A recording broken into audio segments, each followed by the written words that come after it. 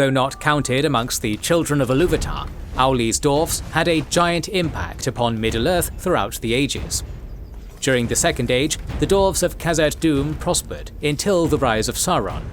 While quite isolationist, the dwarves did engage the new Dark Lord on several occasions, and when they did, they certainly proved themselves formidable.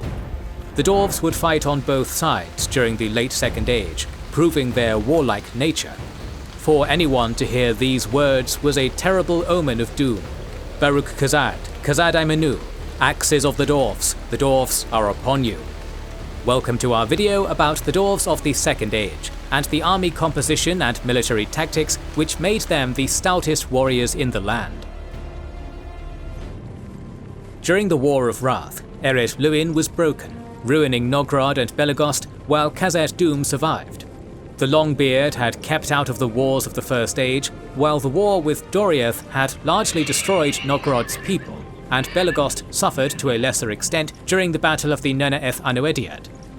The survivors of Belegost hastily emigrated to Khazad-dûm in SA 40, probably alongside a few from Nogrod. Khazad-dûm thus saw an influx of Firebeards and Broadbeams, but there always remained some dwarves on the eastern side of Eret Linden. The petty dwarves were wiped out during the First Age, but there were still 4 other clans. To the east of the Iron Hills, some distance greater than between Gundabad and the Blue Mountains, were the Iron Fists and Stiffbeards. Further east dwelt the Blacklocks and Stonefoots. Despite the massive distances between them, a line of communication existed amongst all 7 Dwarven clans, as they all sent delegations to Gundabad. The Longbeards founded Khazad-dûm during the First Age, but they had also colonized the Iron Hills, from whence came most of their iron ore. During the Second Age, they controlled Erebor, the Grey Mountains, and the eastern side of the Misty Mountains up to Lothlorien. The Longbeards were not directly descended from Durin, at least not in the first generations. Unlike the other 6 dwarf fathers, Auli gave Durin no mate. Durin had to find a wife amongst the other clans, and his folk incorporated other clans, as seen with the Firebeards and Broadbeams. Thus, Durin's folk could be considered the most cosmopolitan among the dwarves. Dwarves remain young and too tender for hard work or fighting until the age of 30, which is the equivalent of teenagers for men. By the age of 40, dwarves are considered more mature, though not full adults until the ages of 65 to 75. Many dwarves could live until the old age of 250. The line of Durin was known to exceed this. They were immune from diseases that plagued men and hobbits, but could fall victim to obesity. From the age of 40 to 240, most would be capable of combat. Even some under 40 made for capable warriors, such as Dane II, who slew the mighty orc Azog at age 32. Dwarves rarely had more than 2 children, and Dwarven women only made up 1/3 of the population. Thus, dwarves were never a numerous people compared to the other races. As a result of this, they often adopted policies of isolation as a means of surviving as a race. During the First Age, the Firebeards and Broadbeams of Nogrod and Belegost intermingled with the Sindar of Doriath and later Noldor. The Longbeards intermingled mostly with men, as they migrated into Eriador and Rhovanion, establishing a symbiotic relationship with Northmen.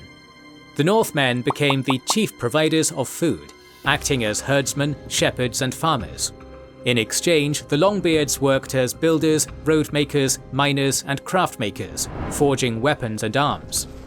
This was a great exchange, as it allowed the Longbeards to spend the majority of their time perfecting their craft, while men received better weapons to defend their settlements.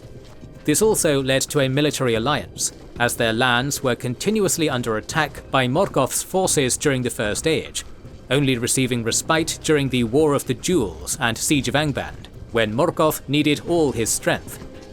During the early Second Age, the orcs became masterless, but they were still well-armed, very numerous, and cruel. They assaulted the dwarves continuously, but the Northmen, especially descendants of House Hador, helped the dwarves push back against the orcish tide. The Northmen acted as cavalry scouts, travelling great distances to keep a watch on orc movements. If orcs ever assembled in great numbers, men would mass as horseback archers to annihilate them. This allowed the dwarves to focus on defending against orcs in the mountains, where they excelled in combat. The dwarves were extremely formidable warriors.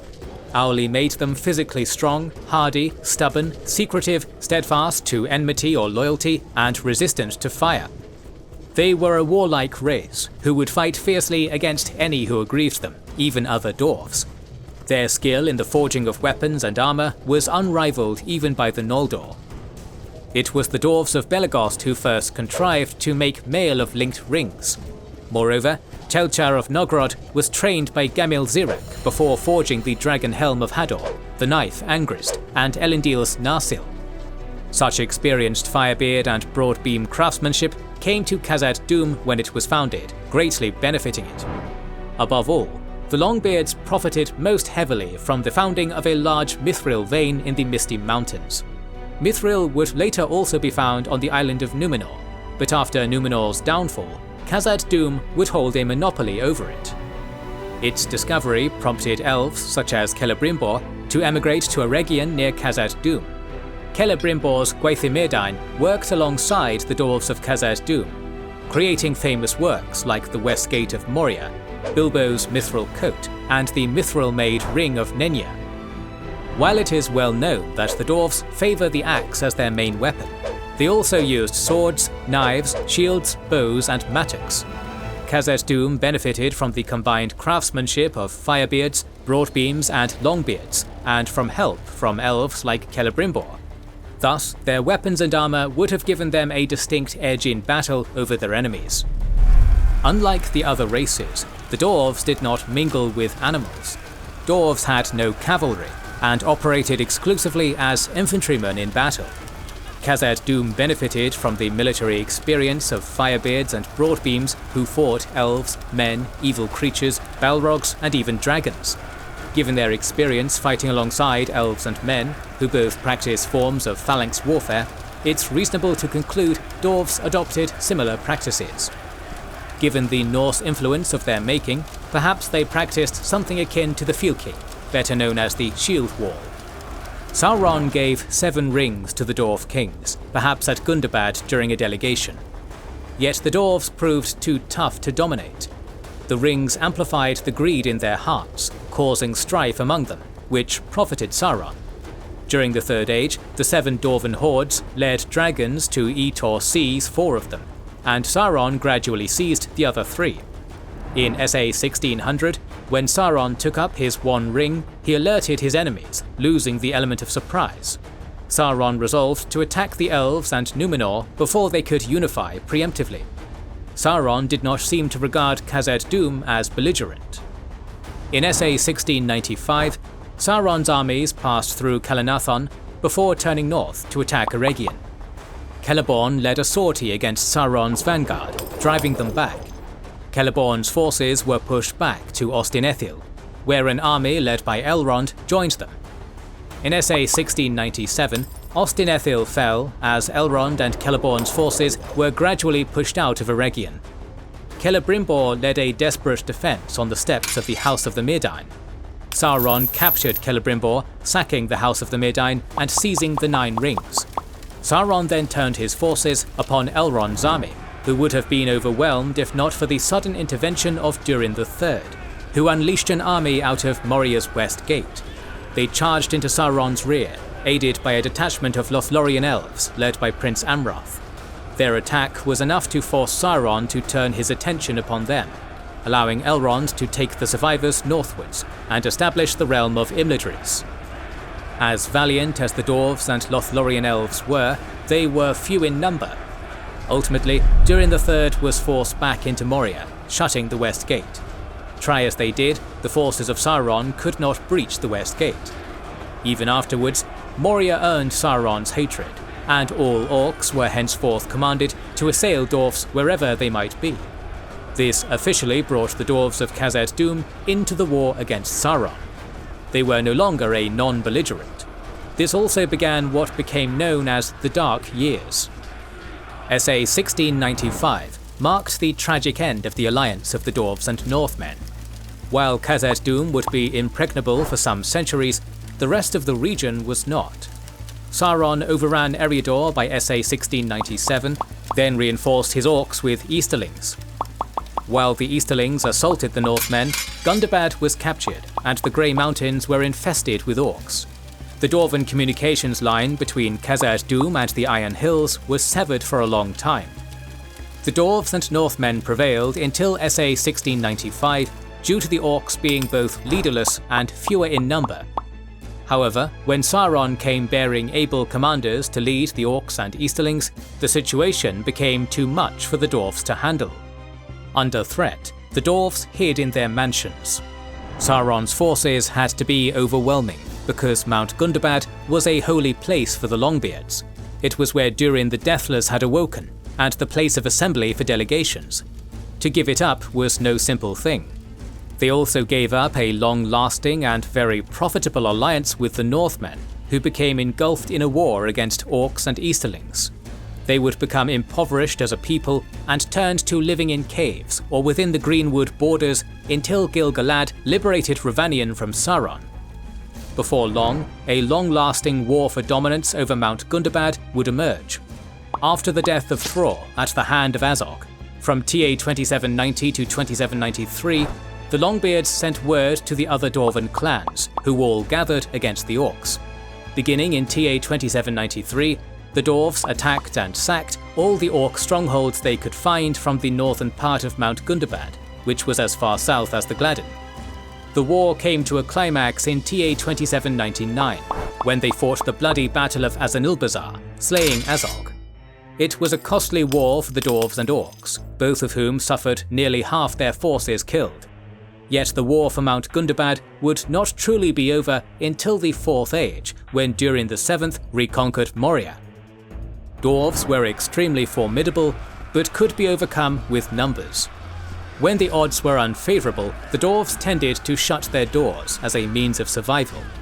Morgoth and Sauron tended to ignore the dwarves, probably hoping to defeat the elves and men before diverting attention towards them. Dwarves, for the most part, took advantage of this, being non-belligerents. However, when they did choose to fight, it was an ill omen for the forces of evil. During the War of the Last Alliance, all living things save for elves were divided, and beasts and bird were found on either side. A few dwarves fought on both sides, but Durin's folk did not fight for Sauron. We know little to nothing of the Iron Fists, Stiffbeards, Blacklocks and Stonefoots, other than that they resided in the east. But we do know, as men migrated from the east, they came across dwarves who were of evil mind. Thus it is probable that, like the men of the east, dwarves of the east may also have been manipulated by Morgoth. It is known that orcs in some parts enslaved dwarves, forcing them to forge things for them. Some orcs even allied with certain groups of wicked dwarves who held a special grudge against Durin's folk. We also know dwarves were a warlike race who would fight directly against whoever aggrieved them, even other dwarves. The theme of greed leading to dwarven demise is apparent in Tolkien's work.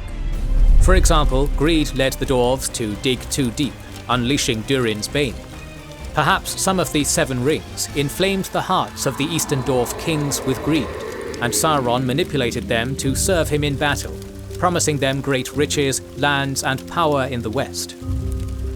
In SA 3429, Sauron attacked Minas Ithil, taking Isildur's forces by surprise. This prompted the formation of the last alliance of elves and men. As they marched upon Mordor, Durin IV's army joined them.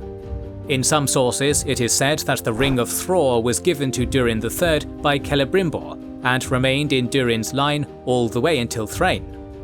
Perhaps the ring's influence ignited greed in Durin IV to seek riches from the enemy. Perhaps it was simply for vengeance for the sacking of Gundabad. Better yet, perhaps it was out of the friendship Khazad Dûm had with the elves of Eregion and the Northmen. Sauron had gathered a host of orcs, men of the east and south, evil creatures and dwarves to face the alliance. None of Durin's folk fought for Sauron. Thus it is probable that the dwarves in Sauron's alliance were the wicked dwarves from the east. In SA 3434, on the open plain of Dagorlad, the two armies clashed. There is mention of how King Orifer and Amdir disregarded orders from Gil-galad, charging wildly into the enemy. meeting their ends alongside countless of their men. There is no mention of the actions of dwarves, but one can assume that their experience fighting alongside elves and men led them to engage the enemy in complementary battle formations. The dwarves who fought for Sauron most likely broke upon the plains of Dagorlad, fleeing back east and not partaking in the pending siege. Being so far from their homeland, perhaps Durin's folk also did not continue with the others to participate in the 7-year-long siege of Barad-dûr. Yet perhaps again, driven by a desire for further riches, vengeance or camaraderie, the dwarves may have waited to see the end of Sauron, shoulder by shoulder with their allies. The dwarves were a reclusive people, far less involved in the wars of the Second Age than the elves and men. Their strength lay in alliances, and when they could, they proved themselves valiant, opening the doors of Khazad-dûm to aid their allies. When Sauron sent his forces to assail Gundabad, it seemed to invigorate Durin's folk to travel far from their mansions to rid Middle-earth of his evil. The dwarves were wary of becoming war belligerents. Whether it was greed, vengeance, or camaraderie with their allies, the dwarves would engage in some of the greatest battles of Middle-earth. No matter the case, for the forces of evil, it was a terrible omen to hear, Baruch Khazad, Khazad-ai Manu, axes of the dwarves are upon you. More videos on the societies of Middle-earth are on the way, so make sure you are subscribed and have pressed the bell button to see it. Please consider liking, commenting and sharing, it helps immensely. Our videos would be impossible without our kind patrons and YouTube channel members, whose ranks you can join via the links in the description to know our schedule, get early access to our videos, access our Discord, and much more. This is the Wizards and Warriors channel, and we will catch you on the next one.